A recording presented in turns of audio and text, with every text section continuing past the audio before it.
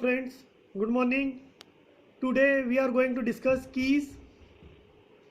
हमने last lecture में mapping constraint के बारे में पढ़ा था.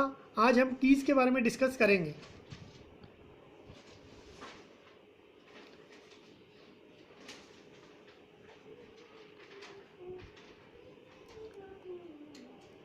First we have to learn, पहले हमें सीखना है सुपर की के बारे में. सुपर की क्या होती है तो हम देखेंगे.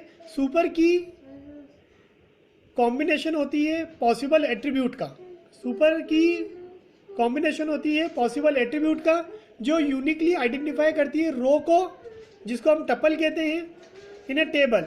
जैसे यहाँ टेबल का नाम स्टूडेंट है, आप देख सकते हैं, और इसमें 3 रो हैं.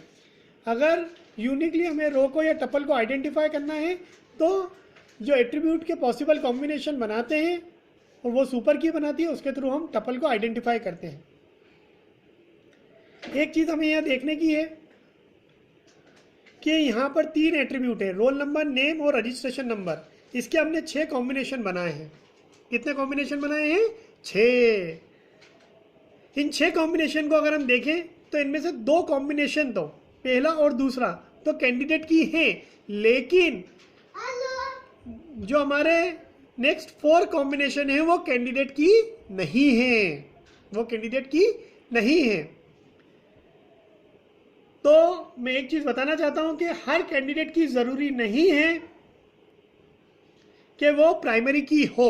जैसे हर सुपर की कैंडिडेट की हो ये जरूरी नहीं है जो हमें दिख रहा है, ऐसे ही जो 2 कैंडिडेट की हमें दिख रही हैं वो जरूरी नहीं है कि वो प्राइमरी की हो. एक चीज और मैं बताना चाहूंगा कि जो मैंने आपको शुरुआत में भी बताया था पिछले लेक्चरों में कि मिनिमल सुपर की इज कॉल्ड कैंडिडेट की. यहाँ पर आप देख सकते हैं कि जो मिनिमल सुपर की है, रोल नंबर और रजिस्ट्रेशन नंबर, वो क्या कहला रही है? हमारी कैंडिडेट की. लेकिन रिमेनिंग जो 4 कॉम्बिनेशन हम देख रहे हैं वो कैंडिडेट की नहीं है. एक चीज़ और मैं बताना चाहूँगा, एक रिलेशन में, एक टेबल में एक से ज़्यादा कैंडिडेट की हो सकती है. जैसा दिख रहा है यहाँ 2 कैंडिडेट की हैं, लेकिन एक रिलेशन में एक से ज़्यादा प्राइमरी की नहीं होती हैं. और किसी भी रिलेशनशिप में या किसी भी रिलेशन में, किसी भी टेबल में प्राइमरी की मैंडेटरी नहीं है, मतलब कंपलसरी नहीं है.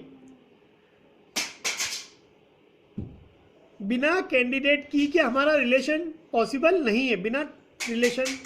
बिना कैंडिडेट की के हमारा रिलेशन पॉसिबल नहीं होता है, लेकिन बिना प्राइमरी की के हमारा रिलेशन पॉसिबल है. जो प्राइमरी की है उसमें डुप्लीकेसी नहीं होती है और ना ही उसमें नल वैल्यू अलाउ होती है.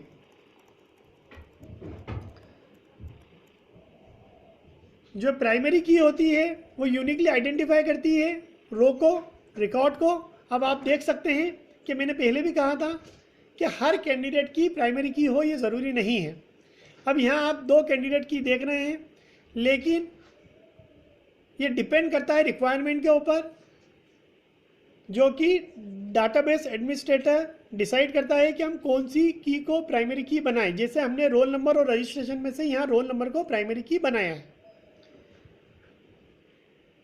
जैसा कि मैंने बताया, प्राइमरी की में नल वैल्यू अलाउ नहीं होती है और ना ही डुप्लीकेसी अलाउ होती है, लेकिन कैंडिडेट की, सुपर की और यूनिक की, इनमें नल वैल्यू अलाउ हो जाती है. कैंडिडेट की, सुपर की और यूनिक की में नल वैल्यू अलाउ हो जाती है. अब प्राइमरी की और यूनिक की दोनों ही डुप्लीकेसी को रोकते हैं, लेकिन प्राइमरी की नल वैल्यू को अलाउ नहीं करता है. और अदर की, जैसे कि मैंने बताया है, कैंडिडेट की, सुपर की और कैंडिडेट की, सुपर की और यूनिक की नल वैल्यू को अलाउ कर लेते हैं. एक और की के बारे में हम पढ़ेंगे, फॉरेन की.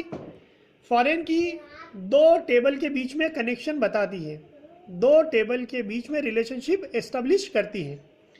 एक और चीज़ मैं बताऊंगा कि एक टेबल में अगर कोई फॉरेन की है तो इट शुड बी प्राइमरी की ऑफ अनदर टेबल. जैसा कि यहाँ दिख रहा है, कोर्स आईडी फॉरेन की है स्टूडेंट टेबल में, लेकिन वो प्राइमरी की है किसमें, कोर्स टेबल में। तो फॉरेन की ऑफ वन टेबल में और may not be the primary की, लेकिन it should be the primary की ऑफ अनदर टेबल। लास्ट में मैं आपको समराइज करूंगा लेक्चर शॉर्ट में कि वेरियस सुपर की मिलकर कैंडिडेट की सिलेक्ट करने में हमारी मदद करती है और वेरियस कैंडिडेट की मिलकर हमें प्राइमरी की सिलेक्ट करने में मदद करती है। Thank you.